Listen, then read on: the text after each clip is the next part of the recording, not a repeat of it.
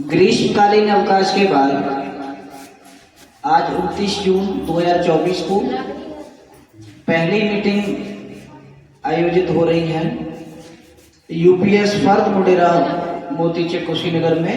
Parents meeting में आप सभी अभिभावकों का स्वागत है, अभिनंदन है। फसल का टाइम चल रहा है जिसे आपके यहाँ रोपनी कहते हैं। उसके बाद भी आप समय निकालकर इस विद्यालय प्रांगण में उपस्थित हुए हैं, पेरेंट्स मीटिंग में प्रतिभाग कर रहे हैं। आप बधाई के पात्र हैं। इससे ये स्पष्ट होता है कि आप अपने बच्चों के भविष्य को लेकर बेहद सजग हैं और बहुत ही जिम्मेदार अभिभावक हैं। अच्छा, एक बात बताएं आपको, आप जरा गौर करेंगे सामने वाले बैनर की ओर, तो उसमें किसके फोटो ज्यादा है, लड़कों की कि लड़कियों की? जरा देखिए, गौर करिए, लड़कों के फोटो ज्यादा है कि लड़कियों की? लड़कियों की। इसमें भी जरा गौर करिए, 3 लड़कियां और 1 लड़का है। इसका अर्थ क्या है? सीधा सीधा पढ़ कौन रहा है, लड़के की लड़की? लड़की ज्यादा पढ़ रही है। जिस लड़की से ये कहते ना छोड़ कुछ नहीं है, तुझे तो चूल्हा चौका संभालना है, आज वही लड़की इतिहास लिख रही है। आज वो लड़की ये प्रमाणित कर रही है कि मैं आपके लड़के से बेहतर हूँ। आज वो लड़की ये दिखा दे रही है कि जिस लड़के के लिए आप सपने बोलते हैं ना, उससे ज्यादा तो मैं साबित कर सकती हूँ कि मैं क्या हूँ। मैं आपको एक छोटी सी कहानी सुनाऊंगा क्योंकि बारिश बरस रही है। उस कहानी के माध्यम से शायद आपकी समझ में आ जाएगा। फर्द मुडेरा मोतीचक कुशीनगर में पेरेंट्स मीटिंग में आज मैं आपको एक ऐसी लड़की की कहानी सुना रहा हूँ जिस लड़की की शादी उसके लाख मना करने के बावजूद भी पहले कर दी जाती है। आप इस कहानी को जब सुनेंगे तो निश्चित तौर पर आज से बेटियों की शिक्षा पर बड़ा ध्यान देंगे। मैं जो घटना आपको बता रहा हूँ वो घटना बरेली की है और बरेली जनपद आपके उत्तर प्रदेश में ही है। बरेली में एक निधि नाम की लड़की थी जो सगी 3 बहनें थी। उनके कोई भाई नहीं था, केवल 3 बेटियां थी। 2 बेटियों की शादी कर दी। निधि पढ़ने में बहुत तेज थी। उसका मन था कि पढ़ लिख करके मैं कोई बड़ी अधिकारी बनूं, लेकिन उसके पिताजी का स्वास्थ्य खराब रहता था। पिताजी ने कहा, बेटा मैं आगे तुझे नहीं पढ़ा सकता, मैं तेरे पीले हाथ कर दूं, तेरा कन्यादान कर दूं, तेरी शादी हो जाए तो मेरे सर से जो बेटी की शादी का बोझ होता है वो उतर जाएगा। कोई ये नहीं कहेगा कि बेटी की शादी नहीं कर पाएगा। बेटी की भी समझ में आ गई कि पिताजी काफी हद तक सही कह रहे हैं। शादी करने की जब बात कह रहे हैं, अगर कुछ हो गया तो ये समाज पता नहीं क्या क्या बोलेगा। सही कह रहे हैं, मुझे शादी कर लेनी चाहिए। लड़का देखना शुरू किया। एक लड़का था जिसका नाम था अंकित, वो भी बरेली का था। उसको देखने गए। लड़का अच्छा था, सुंदर था, पढ़ा लिखा भी था। दोनों की शादी तय हो गई, देखना दिखाना हुआ। दोनों ने एक दूसरे को पसंद किया। शादी की तिथि भी तय हो गई और उसकी उस लड़के के साथ शादी भी हो गई। शादी जब हो गई तो ससुराल जाने के बाद उसने अपनी इच्छा रखी कि देखिए मैं पढ़ने में बहुत ब्रिलियंट हूँ, मैंने अपने स्कूल से हमेशा फर्स्ट रैंक के सर्टिफिकेट प्राप्त किए हैं। वो अपनी फाइल अपने साथ ले गई कि देखिए मैं यहाँ टॉपर रही, मैं इसमें टॉपर रही, मैं उसमें टॉपर रही। अगर आपकी अनुमति हो तो मुझे पढ़ने का अगर आप अवसर दे दें तो मैं कोई अधिकारी बन सकती हूँ।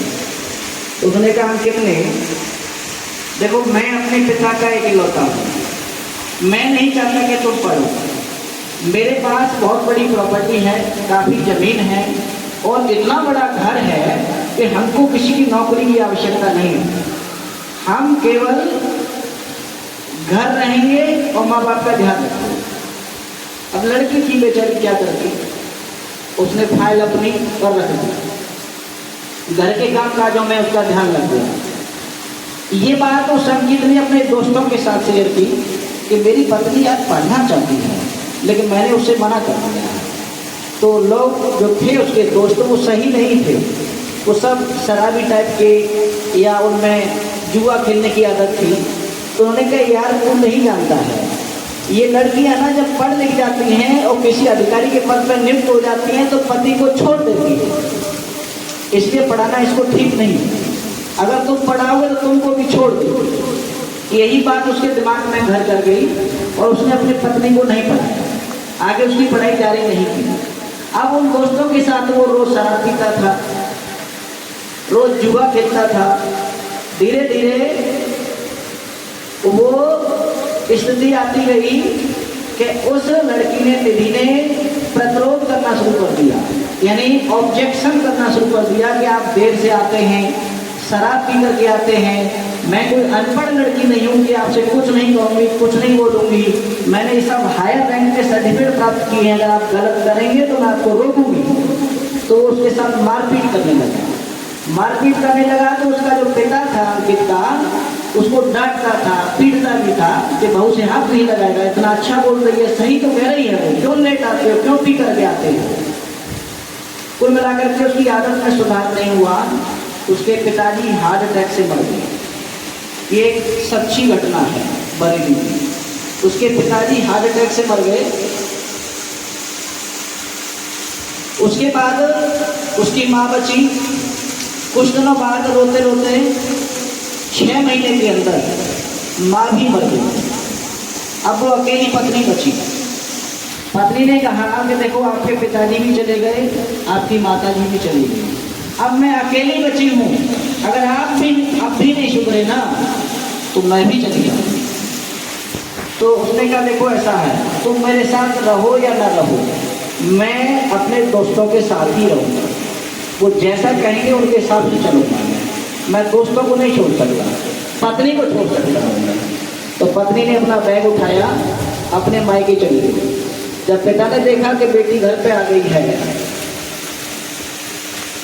तो बड़े चिंतित हुए। अचानक कैसे, क्या हुआ? उसने बताया कि पापा वो नहीं सुधरेगा, वो इतना शराब पी के आता है, किसी दिन आ जाता है, किसी दिन नहीं आता है। अगर मेरी आप शादी नहीं किए होते तो आज मैं अधिकारी बन गई होती, लेकिन आपने सब चौपट कर दिया। तो नहीं बेटी, ऐसे जीवन साथी नहीं छोड़ा जाता है। ये समाज का डर, समाज की तरफ देखो, ये समाज क्या कहेगा, लोग मुझे निकलने नहीं देंगे, ताहने दे दे करके मार देंगे कि कैसी बेटी अपने पति का घर छोड़ के आ गई है। तो उसने कहा ठीक है, मैं समझाता हूँ उनको।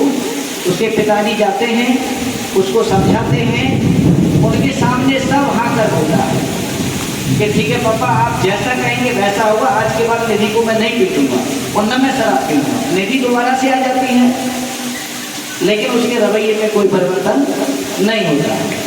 निधि फिर घर छोड़कर चली जाती है और अब जो कहती है अपने पिताजी से, वो ये कहती है कि आपने अगर दोबारा मुझसे कहा तो मैं यहीं प्राण त्याग दूंगा, लेकिन अंकित के साथ नहीं रहूंगी। तो उसने कहा बेटा प्राण मत त्यागो, ये संसार बहुत बला बुरा कहेगा, अगर तुम मर गई ना तो लोग तुम्ही को दोष देंगे, इसलिए मरना नहीं है तुमको। अब बताओ तुमको क्या करना है। तो निधि कहती है पापा अभी इसके पास प्रॉपर्टी बची हुई है, इससे तलाक लो और मेरे खर्चे के लिए इस पर मुकदमा लगाओ, इससे जो खर्चा मिलेगा उससे मैं पढ़ाई कर लूँगा और पढ़ाई करने के बाद निश्चित तौर पर मैं अधिकारी बनूंगा। यही हुआ, कोर्ट में मुकदमा किया गया, तलाक हुआ, उससे कुछ पैसा मिला और उस लड़की ने पढ़ाई करना शुरू कर दिया। और देखिए भाग्य ने उसका कैसा साथ दिया। पहले ही अटेम्प्ट में, पहली बार परीक्षा देने में ही वो एसडीएम बरेली बन गई। हालांकि बरेली में कोई दूसरा तहसील उनको मिला था, लेकिन जब ट्रांसफर होकर के आया बरेली में, बरेली तहसील में, तो वहाँ बरेली तहसील के सामने आप कभी भी जाइए वो देखने को मिल जाएगा, एक छोले भटूरे की दुकान है तहसील के सामने।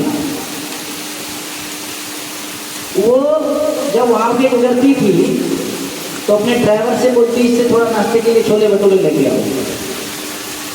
वहाँ जो छोले भटूरे बनाता था वो कोई और नहीं था, वो उसी का पति था जो छोले भटूरे बनाता था। एक दिन जब वो जा रही थी उसको पता चला कि ये तो अंकित है। कहीं ध्यान नहीं दिया, जाते वक्त उसका चेहरा देखा, ये तो अंकित है, लेकिन अंकित छोले भटूरे की दुकान पे क्या करता है? इसके पास तो प्रॉपर्टी इतनी थी कि ये छोले भटूरे क्या अपना कोई बिजनेस कर सकता था। तो वो अपने ड्राइवर से कहती है कि जिससे तुम छोले भटूरे लाते हो उससे ये पूछो कि उसका नाम क्या और कहाँ का रहने वाला है।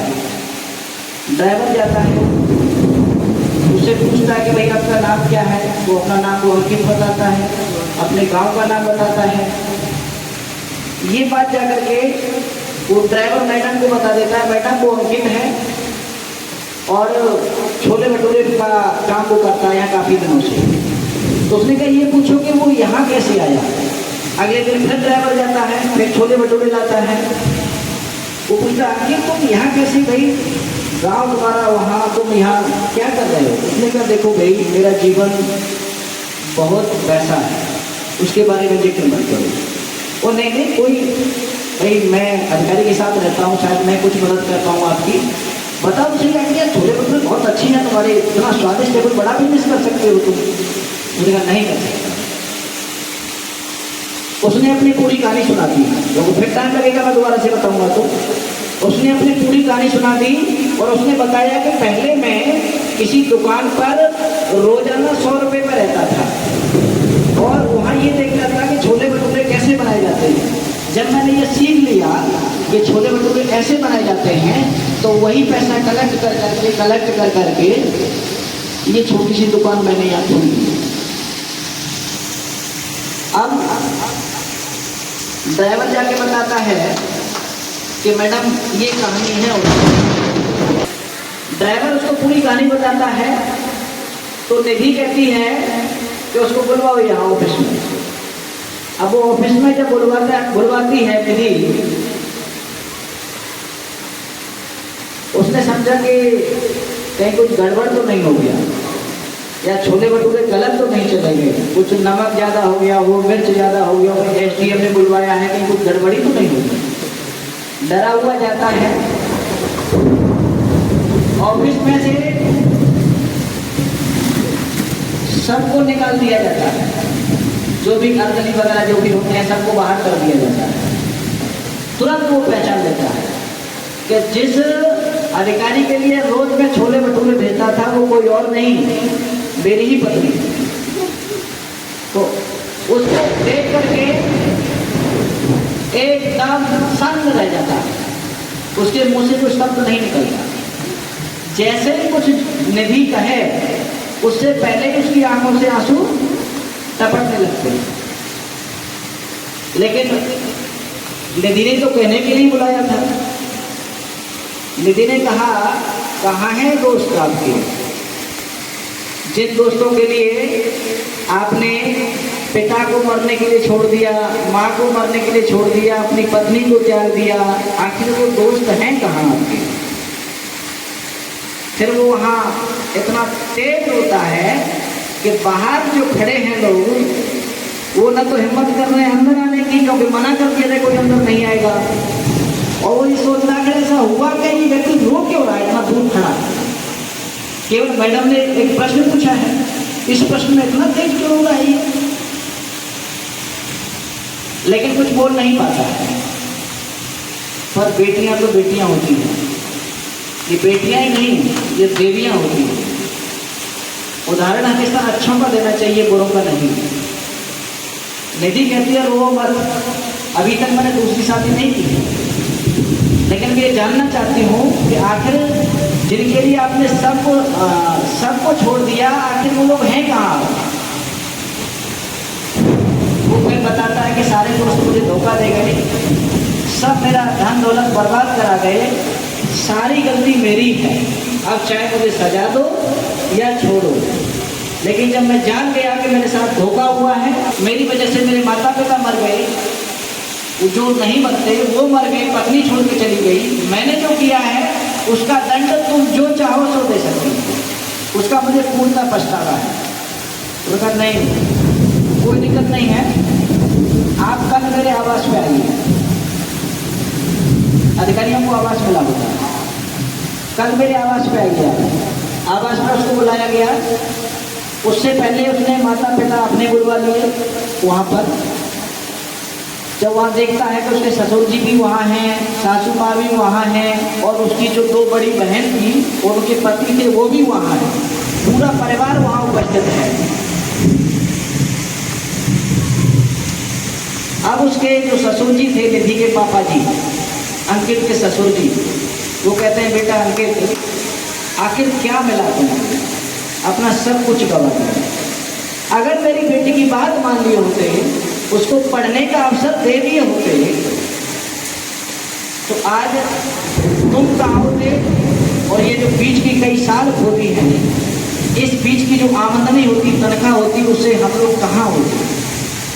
लेकिन तुमने किसी की न सुनी, बुरा रास्ता अपना लिया, सबको त्याग दिया तुमने। लेकिन आज वो निर्णय करता है, उसके यहाँ सबका लेखा लिख रहा है, उसकी लेखनी चल रही है, वो सबके कर्मों का हिसाब अपने यहाँ नोट कर रहा है। और उस कलयुग में यही का और यही अब उत्तर देना है। पहले तो सतयुग का दंड द्वापर में, द्वापर का त्रेता में ऐसे मिलता था, लेकिन अब यहाँ किया और यही भुगतना है। थोड़े से ही समय में देखो तुमको कहाँ लाके रख दिया। जिस पत्नी को तुम पीटते थे, आज उसी पत्नी के सामने तुम रो रहे हो, अपने कर्मों पर माथा पीट रहे हो। ये है ईश्वर की ताकत। लेकिन कोई बात नहीं, ये मेरी बेटी है, मैंने इसको संस्कार दिए हैं। आज भी इसको अधिकारी होने का घमंड नहीं है। इसने शाम को ही मुझे बता दिया था कि पापा मेरा पति अब सुधर गया है, अब मैं फिर से उसके साथ रहना चाहती हूँ। तो एक एसडीएम पत्नी, एक छोले भटूरे की दुकान के मालिक, छोटा सा, उसके साथ दोबारा से उसने अपना गृहस्थ जीवन शुरू किया और उसके लिए एक बड़ा सा होटल खुलवा दिया। उसने कहा अब आप मालिक बनिए, बड़ा सा रेस्टोरेंट चलाइए। उस रेस्टोरेंट का मालिक बन गया, अच्छा खासा पैसा कमाने लगा। जब अच्छी खासी उसके पास पूंजी हो गई, तो निधि ने एक दिन कहा आपके पास जो भी धन इकट्ठा हुआ है, इससे आप अपनी पैतृक जमीन जो बेच दी है, जिसकी बिक्री कर दी है, उसको आप वापस लें। क्योंकि अगर मैं अपने पैसे से लेती तो लोग ये कहते कि अपनी पत्नी की पैसे से खरीदा है, इसकी औकात कहाँ थी, ये वापस ले लेता। लेकिन आपके दोस्तों को, आपके गांव वालों को मैं ये दिखाना चाहती हूँ, अगर किसी व्यक्ति की अच्छी पढ़ी लिखी लड़की से भी शादी हो जाती है तो वो उसका घर नर्क नहीं स्वर्ग बना सकता है। तो जमीन उसने उनसे 1.5 गुनी कीमत देकर के वापस ले ली। किसी ने मना भी नहीं किया तो उसकी पत्नी एसडीएम है, मैटर तहसील ही जाना है। 1.5 गुनी रकम देकर के वो जमीन वापस कर दी। घर उन्होंने वापस नहीं लिया जब उनको बाहर रहना था।